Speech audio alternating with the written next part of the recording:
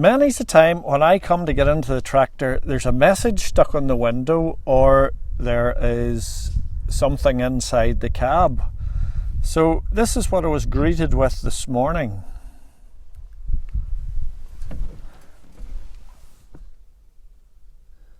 Yep, it's an Agritech hat and a message to be worn on TV only. Well, I don't know when I'm on TV, but I'll wear it the next time I am. Now, I'm working down outside Portavogie again, cutting hedges in the townland of Ballymartyr, which has 253 acres in Ballymartyr townland. 2 rood and 34 perches. So that's the size of it. Very quaint place, lovely trees all around here. Look at that. Isn't that amazing? And there's a lovely chestnut down there, golden leaves. So I've been trimming along the roadside a little there, but we have to run into Portavogie to do an interview with David Cully. I'm going to take you a little fly round the harbour and let you see the seals and the fishermen mending their nets and working on the boats. And I will also take you to David Cully, who is a fish processor, and he's going to run us through how the fish are processed. So that's us, and as the Portavogie boys say, you have to get your Ulster Scots accent on for there. It's "We'll take you a tour around the harbour." Now we have a heifer out in the road here where I'm working. Jay hasn't worked with cattle, so I don't know how this is going to work, or not work. But I'll not be able to get the gate open up to the field. He'll come to heel. Because I've opened it, all the other ones will be out.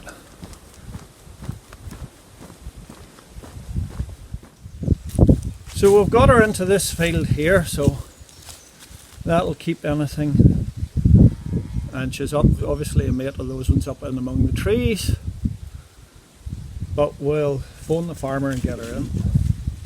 Okay, Jay, good girl.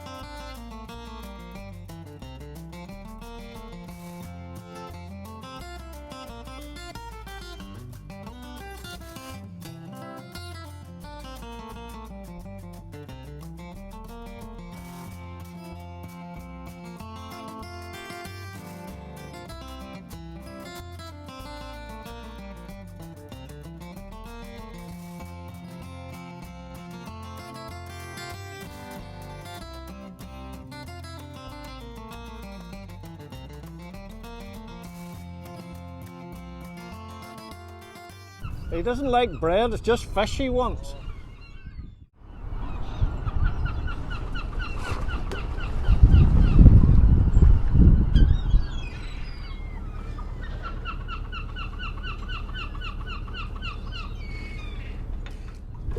Ever see them coming out of the water?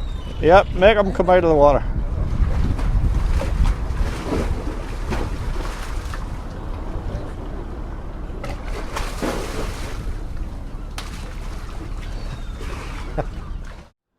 Now I'm standing on the quayside at Portavogie, and this is the fish auction house where the fish are unloaded from the boat in boxes. Nothing in here at the minute, this is in the morning time, so it'll be evening before the boats come in.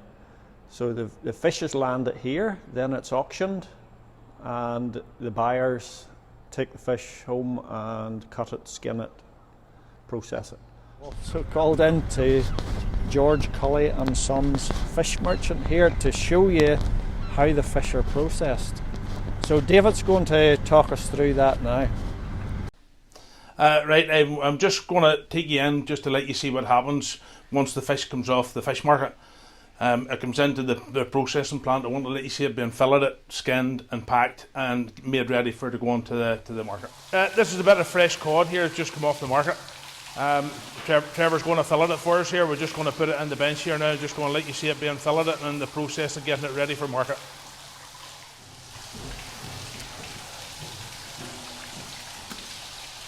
That's Trevor taking it off the bone there. First he takes the head off, and then Trevor's been doing this for a long time. He's pretty skilled at it now, and it takes a real good knife. It takes a real good knife for the job.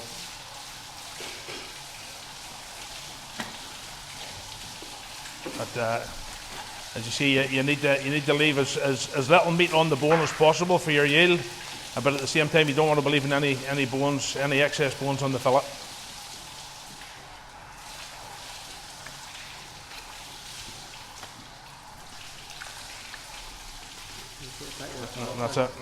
And that's it, ready for the skinning machine. But it used to be skinned manually. Oh, yeah, it did used to be skinned by hand before all this fancy machinery. That's William here cutting one as well, just the same technique.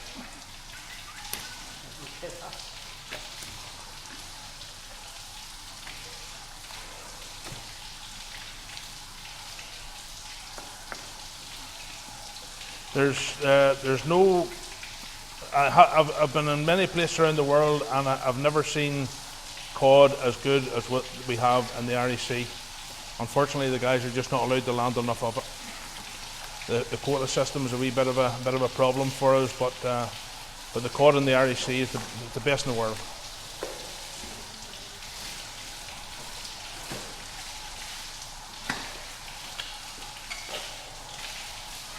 So I suppose one of the biggest outlays is staff wages. It can be a problem. the guys don't complain. No. There's quite a bit of waste. You know, there's 50%, over 50% of your overall weight is waste. You see the size of the head coming off that one there. You know, there's a fair bit of wastage. When we get the fish in here, it's already got it, so that part is gone. So then you aim to try and get 50% out of your cod fillets, or out of your whole cod, 50% fillets. Yep, well, it's the same with any carcass, whether it's animal, sheep. There's always a lot of waste, always a lot of waste.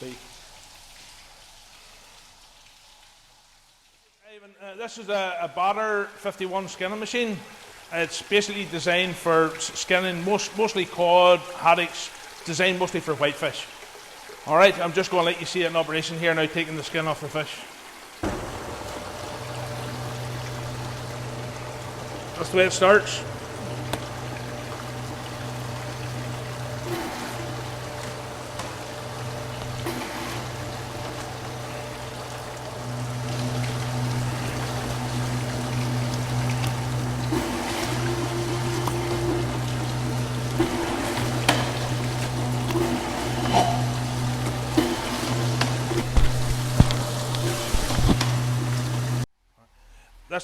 This is the finished product.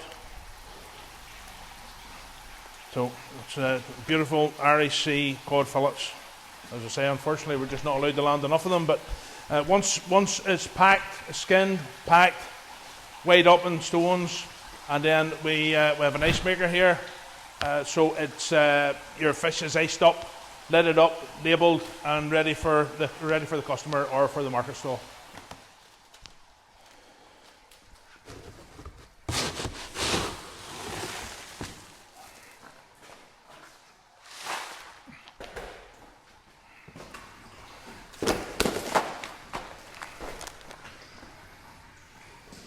There you are, ready for the chips. So all you need is a few spots with the chips. Once the fish is all processed, as you seen earlier, We bring it out, put it into the vans, lorry, or whatever the case may be. And a lot of our business is wholesale, but my dad, he started the business around 60 years ago. And we do Bangor Market on a Wednesday and St George's Market on a Friday, and we have a wee stall here in Portavogie and St Princess Anne Road on a Friday morning as well. So it's just a bit of a mixture, but most of the business is probably wholesale rather than retail.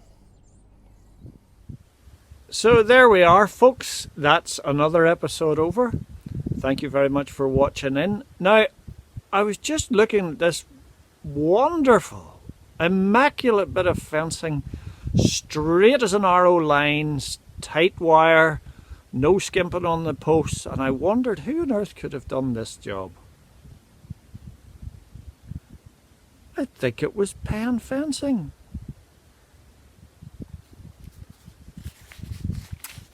Thanks very much, boys. I'll see you. Good night, folks.